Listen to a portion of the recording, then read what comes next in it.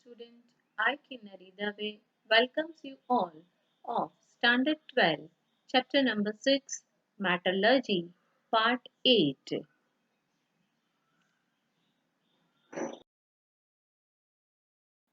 In this part, we are going to study the extraction of copper. Student, maybe you are thinking that previous video also we have studied the extraction of copper. But as you know, copper is possess the pyrite ore also, and that pyrite ore is to be converted into the oxide ore. So the previous video we have studied the extraction of copper from cuprous oxide, and on the basis of Allingham diagram we have studied that. As copper is extracted by hydrometallurgy also, so this is the very important for the extraction of copper. We can extract the copper by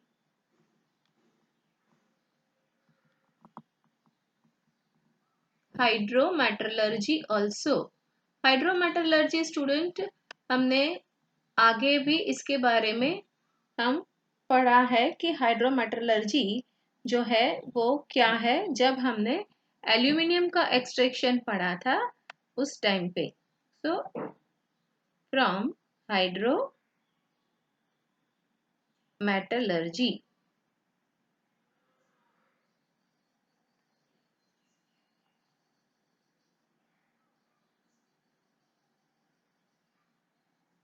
As you know, number of ores of copper is just mentioned on the screen,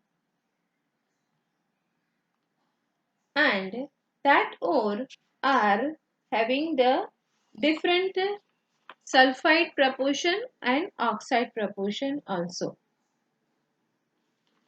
Here one of the most important ore for the copper is the copper pyrites, which is known as CuFeS2.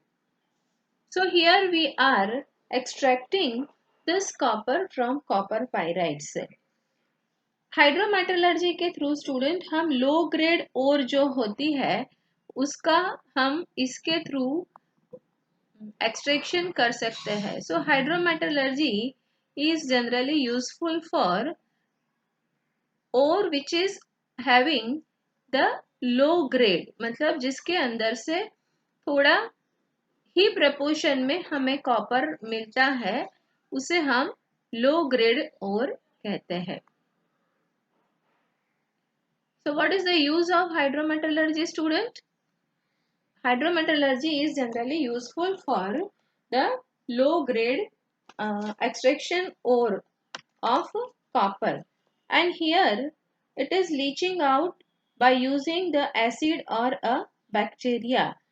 Leaching process जो करते हैं उसके लिए हम यहाँ पर bacteria का generally use करते हैं.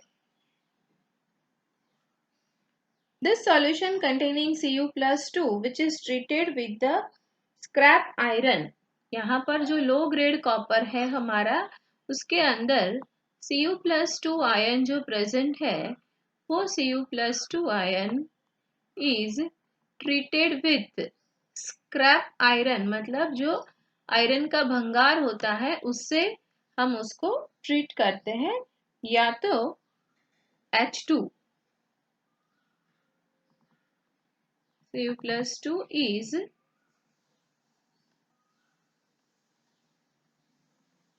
treated with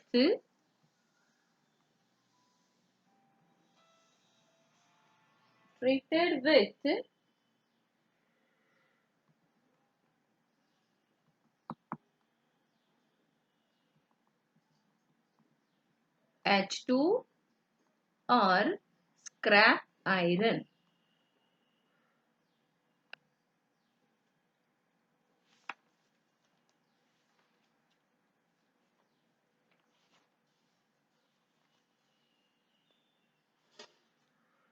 So now student, you understand that what is the uses of this hydrometallurgy, and here it is easily we can get the Cu metal in the form of little pure metal. तो जे extraction की जो process है उसमें हम सबसे पहले ले रहे हैं copper pyrites as it is a sulphide ore. So sulphide ore का सबसे पहला हमें काम करना है फ्रूट फ्लोटेशन से सल्फर को अलग करना है. तो इसीलिए सबसे पहला काम यहाँ रहेगा हमारा फ्रूट फ्लोटेशन. फ्रूट फ्लोटेशन का मतलब क्या हुआ स्टूडेंट, हम इसके अंदर फ्रूट स्टेबलाइजर डालते हैं जैसे कि पाइन ऑयल है, ज़ैंथेट है, वो सब हम उसके अंदर डालेंगे. तो xanthate, pine oil, fatty acids are as a froth stabiliser.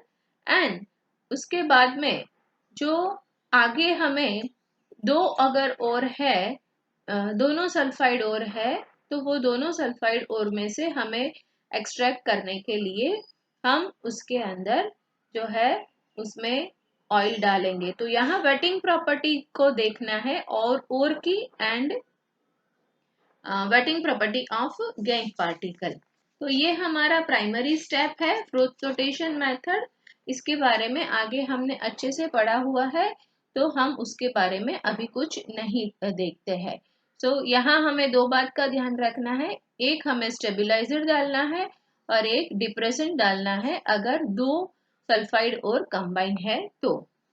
उसके बाद में नेक्स्ट प्रोसेस हम करेंगे सल्फाइड और के रोस्टिंग करना है. So roasting is in the presence of oxygen. तो ये मैं हर बार आपको स्लाइड के अंदर जब भी हमारा ये प्रोसेस शुरू करते हैं तो मैं आपको डिफरेंस बताती जाती हूँ ताकि आपको अच्छे से याद हो जाए. So roasting is done with presence of oxygen. Then the next process we are doing, that is a smelting. So smelting is this oxide ore.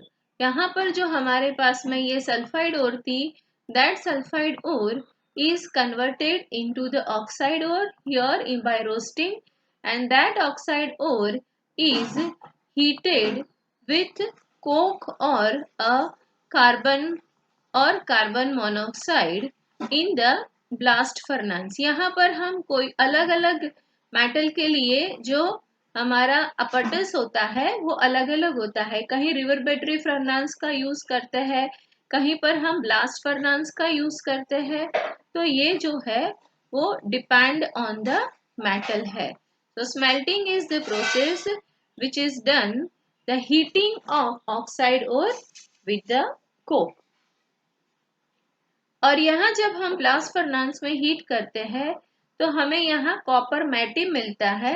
और कॉपर मैटी का मतलब मैंने यहाँ बताया है स्टूडेंट, Cu2s प्लस FeS. मतलब कि copper glance and ferrous sulphate का जो मिक्सचर होता है that is known as copper matte. और फिर वो कॉपर मैटी को हम आगे फर्दर एयर की या सिलिका की प्रेजेंस में बेसिमराइजेशन करेंगे तो वो स्लैग में कन्वर्ट हो जाता है. आगे भी हमने ये देखा था कि स्लैग जो है वो इजीली रिमूवेबल होता है, इसीलिए हमें इम्प्यूरिटी को हटाने के लिए कोई ऐसा सब्सटेंस डालना चाहिए जो इम्प्यूरिटी के साथ में जुड़ के उसको इजीली रिमूवेबल फॉर्म में कन्वर्ट कर सकता है. बेसिमराइजेशन से हमें ब्लिस्टर कॉपर मिलता है. ब्लिस्टर कॉपर मतलब वो थोड़ा सा इम्प्योर कॉपर होता है या तो ब्रिटल कॉपर होता है, इसीलिए उसे हम ब्रिस्टल कॉपर कहते हैं. और further refining of this blister copper we get the pure copper. So this is the process which we are following for the extraction of copper. And the hydrometallurgy की एक बार डेफिनेशन मैं फिर से आपको बता देती हूँ student. Process in which more electropositive metal displace less electropositive metal from the salt solution. So that is the known as hydrometallurgy. Now here example अगर हम ले सकते हैं, सिल्वर सल्फाइड भी है that is dissolve in the sodium cyanide and we get silver as a precipitated. तो इस तरह की प्रोसीजर को हम बोलते हैं hydrometallurgy. Now student, application of Ellingham diagram for extraction of copper। अगर हम यहाँ देखते हैं कि एलिंगम डायग्राम किस तरह से हमें हेल्पफुल है कॉपर के एक्सट्रैक्शन में, तो ये भी हमें आगे जो पढ़ा था उसमें हमने देखा हुआ है कि एलिंगम डायग्राम में कॉपर जो है it is near by -300। The delta G की वैल्यू जो है अगर हम कॉपर के लिए देखते हैं, so it is -300। Value of delta G is equal to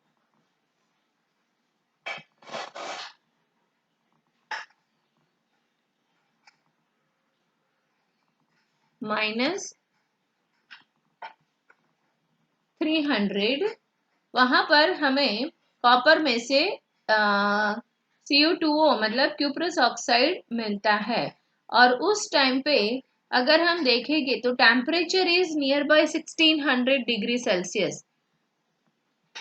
temperature अगर हम देखेंगे तो that temperature is near by 1600 degree Celsius का है।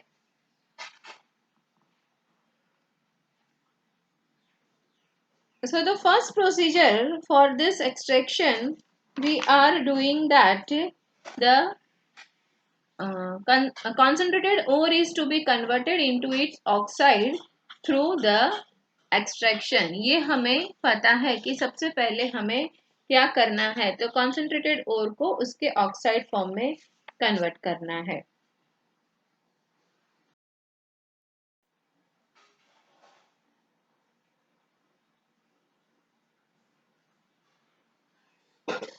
ग्राफ के अंदर जो डेल्टा जी नॉट की लाइन है स्टूडेंट, वो line is at the top, जो मैंने अभी आपको बताया कि -300 के नियर बाय उसकी डेल्टा जी की वैल्यू है।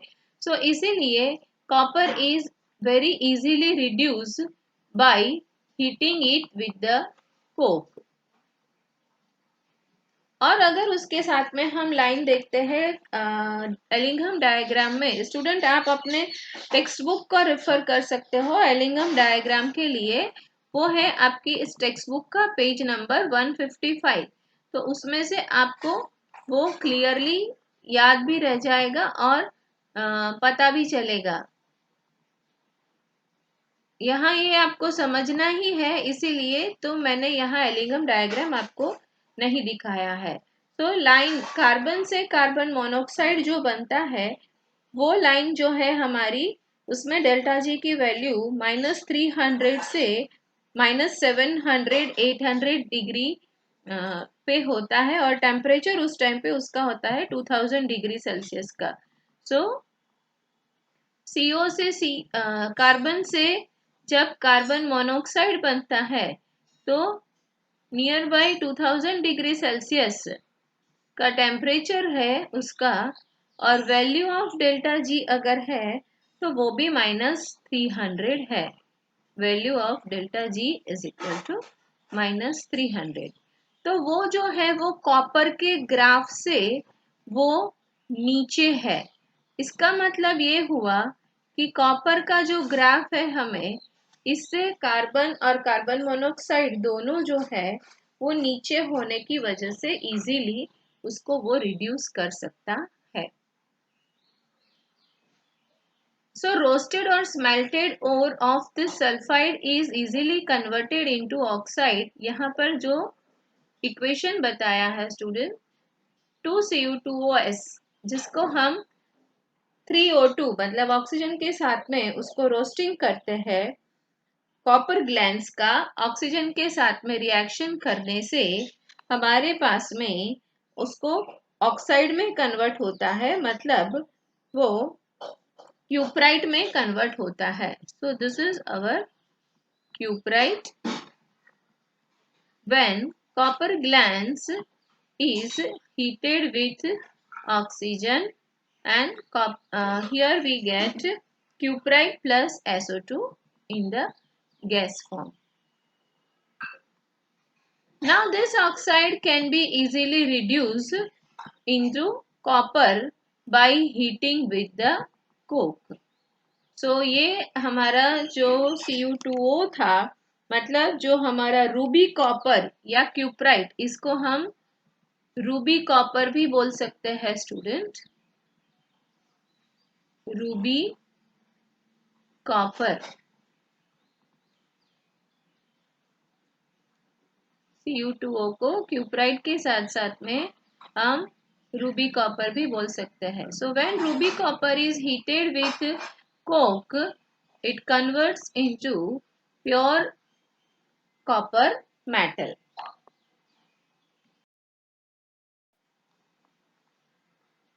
इसके बाद में रिवर्बेटरी फर्नेस के अंदर हमें रिएक्शन जो करना है, तो रिवर्बेटरी फर्नेस में ore is heated by adding the silica. यहाँ सिलिका का ऐड करते हैं. मैंने आपको आगे भी बताया था कि सिलिका क्यों ऐड किया जाता है, क्योंकि उसको इजीली हम कन्वर्ट कर सकते हैं स्लैग में. तो ore is heated by adding silica and here the iron silicate is formed.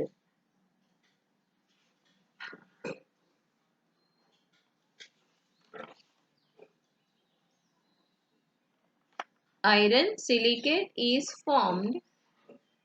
Along with that, this iron silicate, ये जो slag form में है, that is easily removable. और कॉपर मैटी के बारे में मैंने आपको बताया था कि copper matte plus silica, when the air is blown into it, it allows the remaining oxide and sulfide of iron and even copper to the metallic copper. Student ये जो है वो बहुत ही इम्पोर्टेंट रिएक्शन है. यहाँ पर जब कॉपर मैटी के साथ में सिलिका को ऐड किया जाता है और एयर ब्लो करते हैं हम, तो स्लैग के अंदर से जो इम्प्योरिटी निकल गई, उसके अलावा जो भी कोई रिमेनिंग ऑक्साइड होता है या सल्फाइड होता है कॉपर का या तो आयरन का, उसमें से उसको मेटालिक कॉपर में कन्वर्ट कर देते हैं. मतलब ये इम्प्योरिटी निकालने के बाद भी अगर हमारे पास में थोड़ा बहुत भी प्योर फॉर्म में कॉपर मिल सकता है, तो that is by blowing air into copper matte and adding to silica.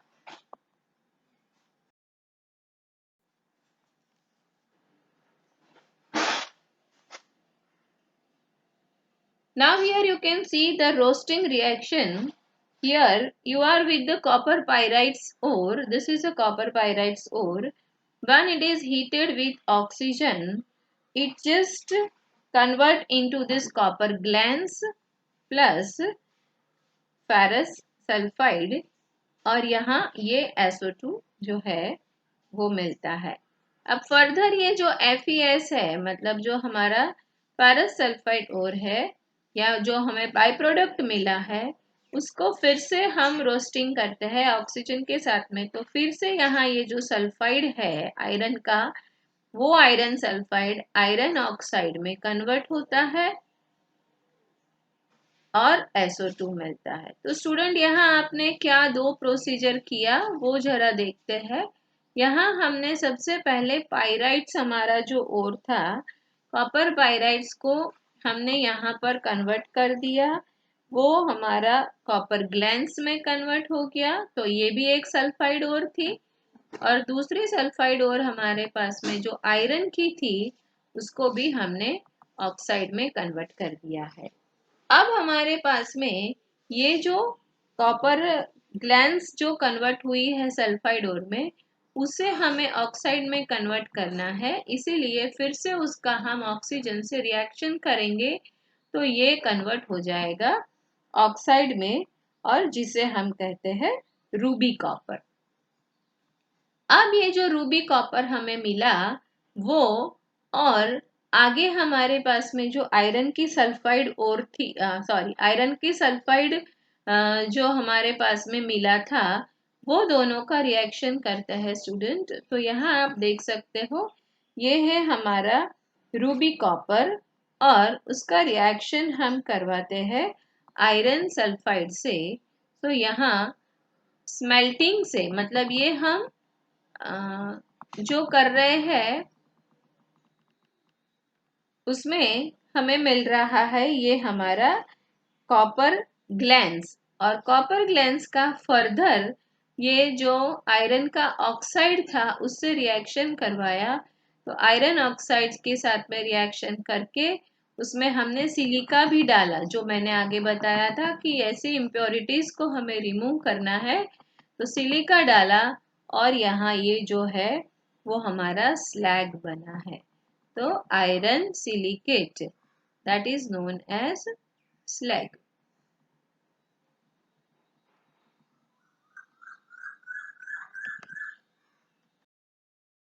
अब आगे की जो प्रोसीजर है वो हम बेसिमराइजेशन में करेंगे। मतलब ये भी एक अपरटस है, जैसे हमने ब्लास्ट फर्नांस के अंदर आयरन का एक्सट्रैक्शन किया था, उसी तरह से ये कॉपर के लिए हम बेसिमराइजेशन का यूज करते हैं। तो ये जो आयरन सल्फाइड जो है उसका फर्दर बेसिमर के अंदर हम रोस्टिंग करते हैं, तो वो ऑक्साइड में कन्वर्ट होता है। और आगे जो हमने देखा वो ऑक्साइड का सिलिका के साथ में रिएक्शन करते हैं तो स्लैग बनता है। तो ये जो हमारी प्रोसेस है वो प्रोसेस हम बेसिमर के अंदर बेसिमराइजेशन प्रोसेस कहते हैं, क्योंकि वो कंटेनर जो हमने यूज किया है वो बेसिमर कन्वर्टर है। और स्पेशली ये कन्वर्टर हम स्लैग को कन्वर्ट करने के लिए यूज करते हैं। तो that's why it is known as Bessemer converter. अब यहाँ पर जो अपना जो कॉपर ग्लैंस था, वो कॉपर ग्लैंस का ऑक्सीजन के साथ में रिएक्शन होता है और कॉपर ऑक्साइड में कन्वर्ट होता है। और सेम वे कॉपर ग्लैंस अगर दो सल्फाइड एंड ऑक्साइड दोनों ओर को हम साथ में रिएक्शन करते हैं तो यहाँ सेल्फ रिडक्शन होता है और हमें Cu+2 मिलता है। So this is the self reduction process. और उसके बाद में सेल्फ रिडक्शन होके स्टूडेंट हम molten copper stirred out with the green wood rod which reduce into the copper। तो ये भी पुलिंग मेथड, इलेक्ट्रोलिटिक मेथड, ये सारी मेथड से हम फर्दर रिफाइनिंग कर सकते हैं। मतलब अगर आगे हमें प्योर फॉर्म में कॉपर चाहिए तो उसमें कॉपर के लिए रिफाइनिंग में पुलिंग एंड इलेक्ट्रोलिटिक रिफाइनिंग का यूज करना जरूरी है स्टूडेंट हमें। क्योंकि मैंने बताया उस तरह से ये जो कॉपर मिलेगा हमें वो ब्लिस्टर कॉपर मिलता है। तो ब्लिस्टर कॉपर के अंदर थोड़ी बहुत इम्प्योरिटी प्रेजेंट होती है, तो इसीलिए ये थोड़ा ब्रिटल भी होता है, इसीलिए उसको ब्लिस्टर कॉपर कहा जाता है।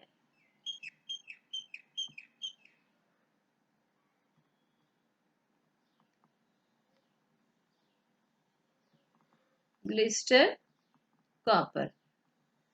Pulling and electrolytic refining, molten copper stirred with green wood rod। molten copper जो है उसको अच्छे से ग्रीन कलर का जो रॉड है उससे हिलाया जाता है। मतलब ग्रीन वुड रॉड का मतलब क्या हुआ, जो सूखी नहीं है, जो हरी लकड़ी है उससे कंटिन्यूअसली उसको हम हिलाते रहते हैं मॉल्टन कॉपर को। तो वो मॉल्टन कॉपर जो है वो रिड्यूस होके हमें कॉपर में मिलता है। तो this is a very easy method which is known as the poling method. अब इसके बाद में देखते हैं इलेक्ट्रोलिटिक रिफाइनिंग। इलेक्ट्रोलिटिक रिफाइनिंग में एज वी नो जो इम्प्योर मेटल है वो एज अ एनोड हमें रखना है और प्योर जो मेटल है उसका रॉड हम कैथोड पे रख रहे हैं। सो यहाँ हम रिफाइनिंग कर रहे हैं कॉपर का। सो एनोड के ऊपर होगा हमारा impure copper rod and cathode हमारा होगा प्योर कॉपर रॉड। और इलेक्ट्रोलाइट जो यहाँ हम यूज करेंगे वो इलेक्ट्रोलाइट होगा copper sulphate and H2SO4 sulphuric acid का सॉल्यूशन।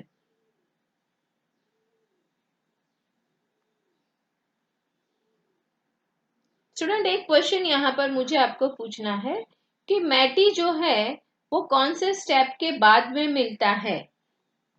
मैटी कौन से स्टेप के बाद में, मतलब मैंने अभी आपको बताया कि कॉपर मैटी जो हमें मिल रहा है, so copper matte is available और we get copper matte after which step.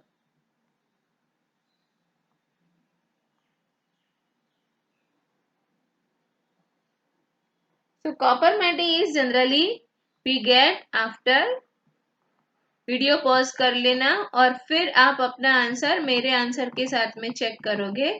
Copper matte is available after smelting process. ये बात ध्यान में रखनी है आपको। Copper matte available after smelting process.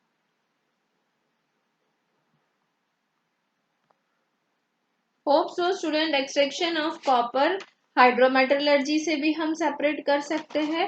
और आगे के वीडियो में हमने देखा था वहां पर क्यूप्रस ऑक्साइड से हमने उसको सेपरेट किया था। और अभी हमने जो पढ़ा वो एक्सट्रैक्शन ऑफ कॉपर पाइराइट ओर में से पढ़ा है। So all the extraction is clear to you student because reactions are mostly the same for the both the process. As here I said, the blister copper means the solidified copper which obtain has a blister appearance and by evolution of sulfur dioxide gas on its surface.